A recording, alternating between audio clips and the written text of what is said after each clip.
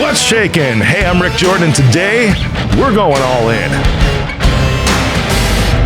Have you ever heard somebody say, oh, you know what? I take full accountability, or that's on me. Oh, it's my fault, right? And they seem sincere in the moment. They absolutely seem sincere in the moments. But then it's like, the question is, where does it go from there?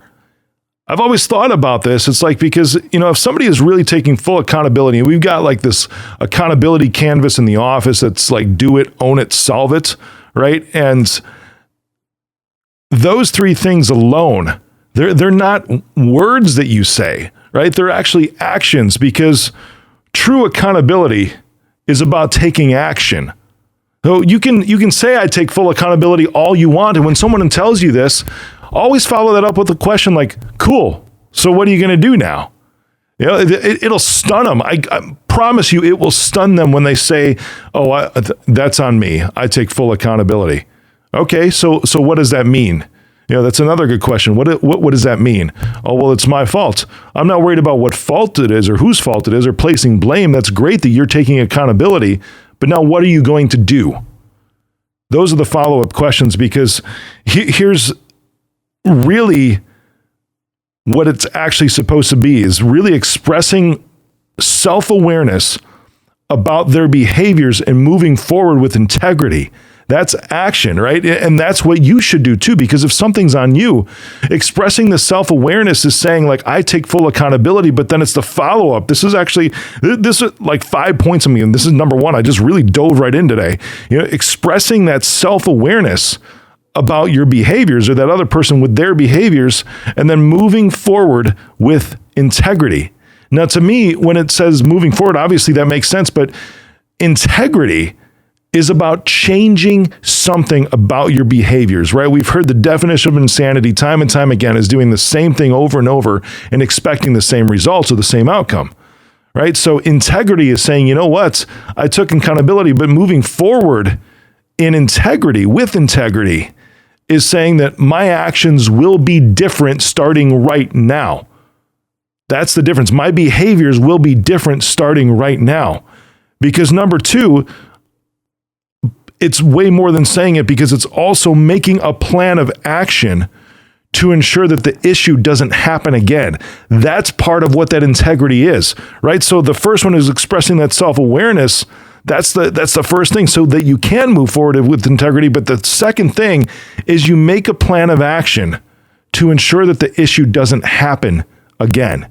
Now, this isn't expecting perfection. So if somebody says this to you, trust that they're going to potentially make a mistake again like this, because it takes a little bit to rewire the brain to put that action into something that is consistent action, right? And that's the difference here, right? Is consistency in that action.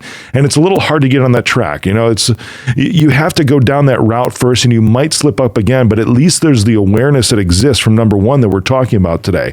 But then making that plan of action so that it doesn't happen again. If this is somebody that works for you, or maybe you work for somebody else and you can take accountability for this and say, or even in a relationship and say, this is my plan of action going forward. This is answering that question that I asked at the beginning, right? So where when you hear, oh, I take full accountability, or that's on me, or you're saying that, and that question is, well, cool. What does that mean? What are you going to do now? You're already preempting those questions if you want to be in integrity by making that plan of action to ensure that the issue doesn't happen again. All right. Number three, this is huge, okay? You have to acknowledge your role in the situation and be accepting of the consequences from whatever happened, right? You've heard the phrase, it takes two to tango, right? You've heard it's always two people that get into an argument, or two people or more that have a disagreement, right? Acknowledging your role in that situation. And even if you are just simply a part of it and somebody else has wronged you, and they're the ones that are saying, I take full accountability, they're telling you that, you still have to understand and be aware of and acknowledge your role in that situation. Because maybe there was just some expectation that you brought, right, that wasn't met. Because it's very possible, this happens in relationships all the time, it's very possible that you did not communicate your needs or expectations appropriately. So then how can that person possibly read your mind, right? So even though they're saying, I take full accountability, because now in the midst of that conflict, now you understand what they're looking for, what that person, they know that of you now. However, you might not have brought that to the party to begin with. So they were going in there really at a disadvantage. So even though they're saying, I take full accountability, I understand where you're coming from now. I'm making a plan of action so that it doesn't happen again. I'm glad we're on the same page. At the same time, acknowledging your role, even though you weren't necessarily the one that was hurtful or causing any wrong, you might not have communicated your expectations and needs appropriately. So acknowledging your role, whether you're the one that's taking the accountability or not, right? Whether it's you or the other person, you still have to acknowledge your role in the scenario.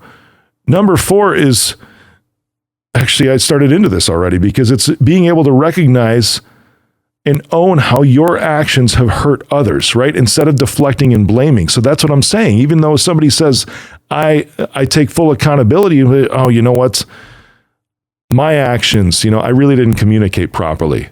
So then you can mutually take accountability for that. That person knows what your needs are now, but you can take that and say, you know what? I'm sorry that I hurt you in this moment because I didn't actually communicate my needs. I didn't communicate my expectations. I'm sorry that I hurt you really by my inaction. I'm going to communicate my needs and my expectations from here on out because I can't expect you to be a mind reader. That's number 4, which is being able to recognize and own how your actions have hurt others. Deflecting and blaming has no place in any kind of a conflict. Not at all. You can use a lot of I statements to recognize how you feel in that scenario, what your experience was in that situation. But deflecting and blaming, if somebody asks you a question, then you immediately ask the same question back like you're parroting to them. Guys, that's immature. Don't do that. That's deflecting, right? And then that becomes blame in the scenario too.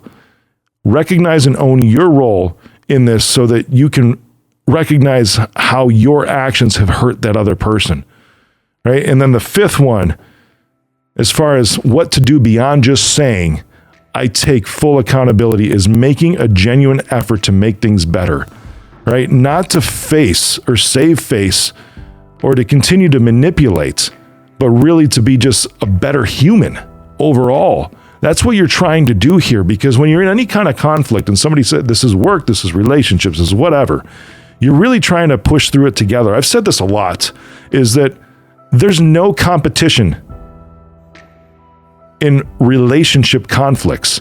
And this isn't just romantic relationships, this is employment relationships, this is business.